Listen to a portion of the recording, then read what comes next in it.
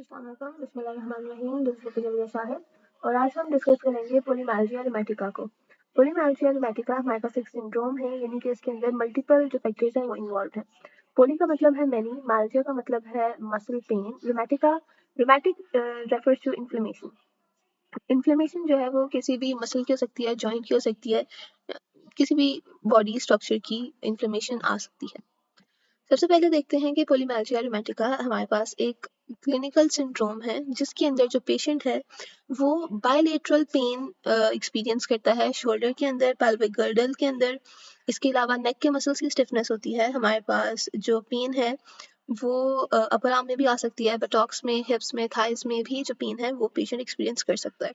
इसके अलावा जो पेशेंट है अफेक्टेड एरियाज में उसकी लिमिटेड रेंज ऑफ मोशन भी हो सकती है और एल्बोज या नीज में भी स्टिफनेस आ सकती है।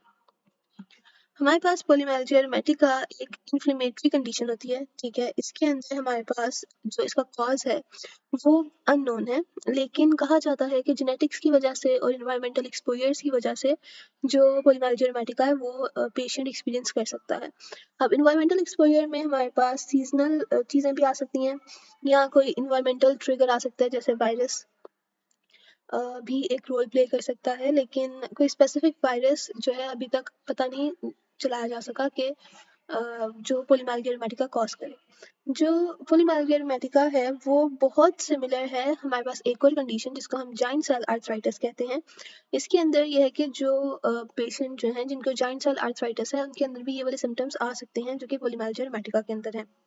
जाइंट सेल आर्थराइटिस हमारे पास इन्फ्लेमेशन होती है in the lining of the arteries और इसके अंदर जो सिम्टम्स होते हैं वो headache, jaw pen, vision problems, scalp tenderness और अगर ये कंडीशन अनट्रीटेड रहे तो हमारे पास स्ट्रोक या ब्लाइंडनेस आ सकती है। पोलीमाल्जिया रुमेटिका के डिफरेंशियल डायग्नोसिस में हमारे पास जाइंट सेल आर्थराइटिस और मायोसाइटिस, इसके अलावा बाकी जो आर्थराइटिस हैं वो सब चीज़ें शामिल हैं। जो इसके इंसिडेंस हैं 200 में से एक बंदे के अंदर होती है, लेकिन जिस पेशेंट में ये हो रही है उसकी जो एज है वो 50 अबव होगी। ये एक लाइफ थ्रेटनिंग डिजीज नहीं है, लेकिन इसका जो ट्रीटमेंट है वो काफ़ी प्रोलॉन्ग होता है, यानी 2 से 4 साल लग जाते हैं इसके ट्रीटमेंट में। और ये जो वाइट पीपल हैं उनमें जो है वो ज़्यादा होती है। इसके अलावा जो फीमेल्स हैं वो ज़्यादा अफेक्टेड होती हैं पोलीमाल्जिया रुमेटिका से as compare to the male. हमारे पास जो सिम्टम्स हैं वो मैंने आपको पीछे बता दिए कि हमारे पास बायलेटरल पेन आ रही थी। इसके अलावा जो पेन है वो वर्स्ट होती है मॉर्निंग में और हमारे पास जेल फिनोमेना आता है, यानी स्टिफनेस आफ्टर प्रोलॉन्ग्ड इनएक्टिविटी। अगर पेशेंट ने बहुत देर तक मूवमेंट नहीं किया तो वहाँ पे स्टिफनेस आ जाएगी। लो ग्रेड फीवर भी आ सकता है, वेट लॉस, फटीग, डिप्रेशन। इसके अलावा अब्रप्ट ऑनसेट ऑफ सिम्टम्स होता है। हमारे पास कोई ज़रूरी नहीं है कि मसल्स की वीकनेस आए, लेकिन जो वेट लॉस है, फटीग है, डिप्रेशन है, वो चीज़ें साथ-साथ आती हैं। हमारे पास मसल्स एट्रोफी नहीं होती, जैसे कि मैंने पीछे बात की। हमारे पास लेकिन मसल टेंडरनेस आ सकती है। हमारे पास रेंज ऑफ मोशन जो है वो डिक्रीज कर सकती है पेन के अलावा।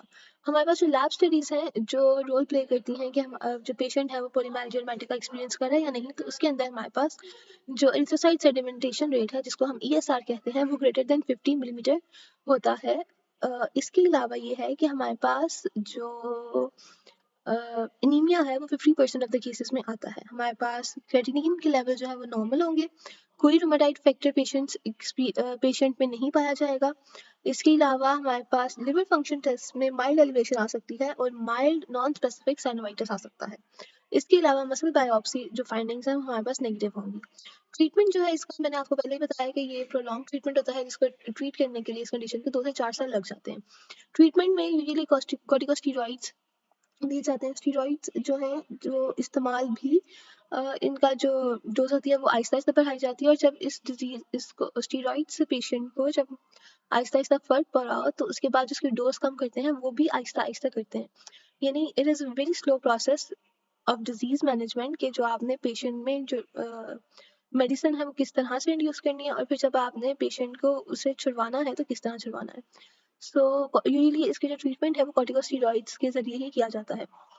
प्रोग्नोसिस ये है कि एवरेज लेंथ ऑफ डिजीज है 3 इयर्स और इसके अलावा अगर स्टेरॉइड्स ज़्यादा देर तक जो है वो इस्तेमाल करवाए जाएँ तो वो भी चीज़ें आपने देखनी है कि either they are harming the body more than they are curing the body और नॉट।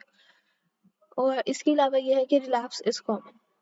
हमारे पास ये एक बहुत छोटा सा लेक्चर था पोलीमाइल्जिया रूमेटिका का, जिसके अंदर मैंने आपको सारी चीज़ें बता दी, सिम्टम्स भी और क्या-क्या पेशेंट एक्सपीरियंस करता है। ये एक छोटा सा ओवरव्यू था इस डिज़ीज़ का।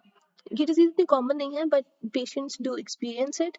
और इसमें जो एक मेजर फैक्टर है इस डिज़ीज़ को रूल आउट करने का, एक तो वो लैब टेस्ट है, इसके अलावा ये है कि जो बायलेटरल पेन आ रही है पेशेंट्स को, जैसे कि शोल्डर के अंदर, बटॉक के अंदर, पेल्विक गिल्ड के अंदर, थाइस के अंदर, जो बायलेटरल चीज़ें पेशेंट एक्सपीरियंस कर रहा है, it is one of the major कह लें कि इस डिज़ीज़ को आइडेंटिफाई करने का तरीका है, क्योंकि बहुत कम ऐसी बीमारियां हैं जिसमें हमारे पास बायलेटरल जो है चीज़ें पेशेंट पेन एक्सपीरियंस करता है। इसके अलावा जब आप डिफरेंशियल डायग्नोसिस बनाएं, so you have to rule out the other types of arthritis as well. इसके अलावा जॉइंट सेल आर्थराइटिस भी, मायोसाइटिस भी, और बाकी चीज़ें भी आपने सारी फैक्टर्स को सामने रखते हुए फिर रूल आउट करनी है।